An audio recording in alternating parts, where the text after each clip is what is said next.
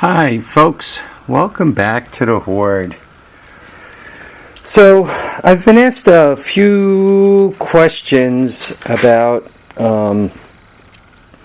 troubleshooting a Honda 250 ES Big Red.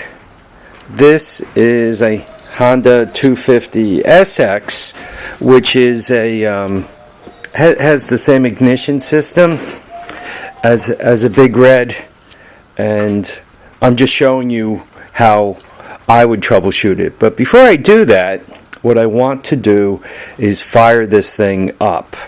The story on this thing is the person who bought this, I believe, bought it new, and this used to hang out around Mount Beacon. I don't know if anybody is familiar with the Hudson Valley. There used to be a big casino on the top of Mount Beacon, and from Mount Beacon you can actually see New York City. There was also a plane crash. A plane crashed into the top of Mount Beacon, and a few of the it crashed during a winter storm. Military plane back in 40s, 50s time frame. So between the casino and all the houses up there, there was this horizontal railroad that brought you to and from the casino. That's what this bike explored for a living. The person, I bought this a long time ago. I paid $550 for it back in the day. I probably bought this. It's a 1985, by the way. 1985 250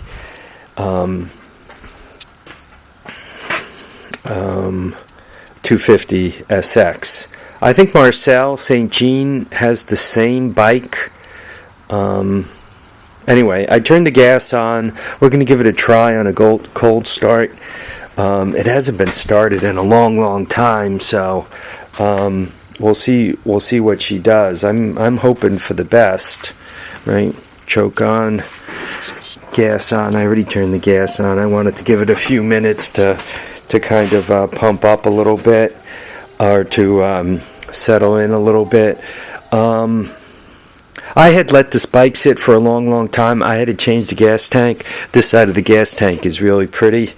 Unfortunately, this side, and I bought it like this. I didn't do that. Looks like somebody did a roll into a rock or something, right? One of these type of rolls. So anyway, let's give it a shot, see what she does. Choke is on. Let's give it some gas. Oh.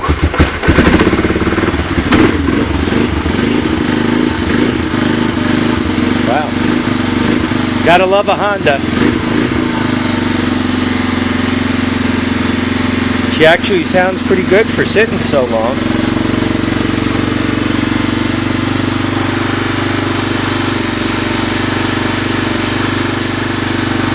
Wow. I didn't think she'd start that good. Once again, God has to love a Honda.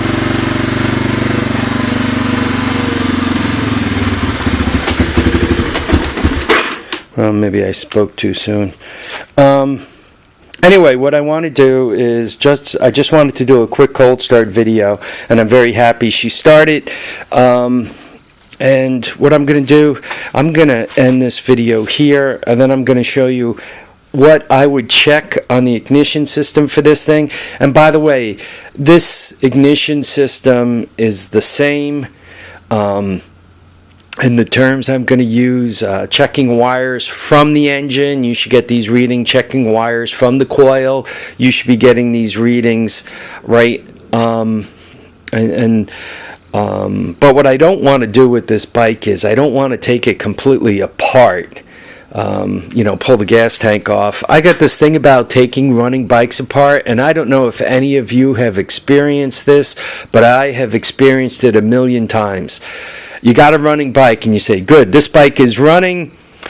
I'm just going to take a part off of it to check that bike, assuming that bike were another 250 SX. You take the part off, it doesn't fix that bike, then you bring it over here and put it back on, and now this bike won't start.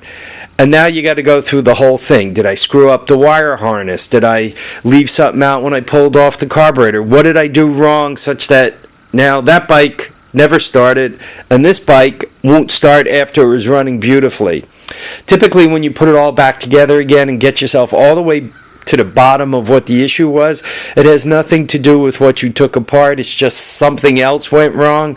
But meanwhile, you're pulling your hair out, and you really end up fixated. Well, all I took off was the coil, and I put the coil back on. Why won't it start?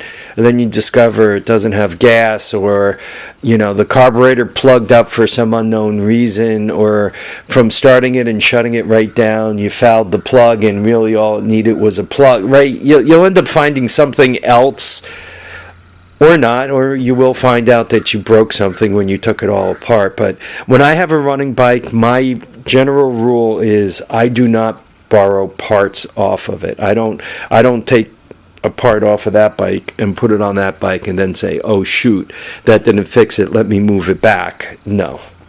I've done that kind of stuff, pulled the part off of this bike, and then taken the part that I think is no good off of that one and put it over here. This bike doesn't start, so I go, aha, I found it. And then I order the part, and then the next day I go put everything back together again. This bike won't start. I got a part coming that I don't need. And once again, I screwed something else up. Then after all kinds of troubleshooting, I discovered I wasted time, I wasted money, I screwed up. I try to, if I'm working on this bike, I'm working on this bike. This bike stays intact. When I'm done with this bike, it's a running bike. Then I leave it as a running bike. Then I move to this bike, same thing, and that one, same thing. I don't move parts from one running bike to another. I've just had very bad luck doing that kind of stuff. Maybe you guys are better at it than I am, but generally speaking, I do not see Musty One taking apart his running Krusty to put parts on another Volkswagen, or any of his other running buses or anything to swap parts around. I don't see that, and I think he's probably got the same thought process, and any of you others. I generally speaking, I don't see parts moving around. Anyway, folks, I really want to thank you guys. You got a philosophy lesson, and hopefully you'll get a troubleshooting lesson shortly. I want to thank you guys for watching and commenting and subscribing. Remember to keep your feet down, keep your head up, and please get out there and enjoy all your days. By the way, this bike hasn't been started in probably 6 months, right? It's November now. Maybe I started in May or June. It's been months. So there we go. Anyway, take care, folks. We'll catch up with you all soon. Bye now.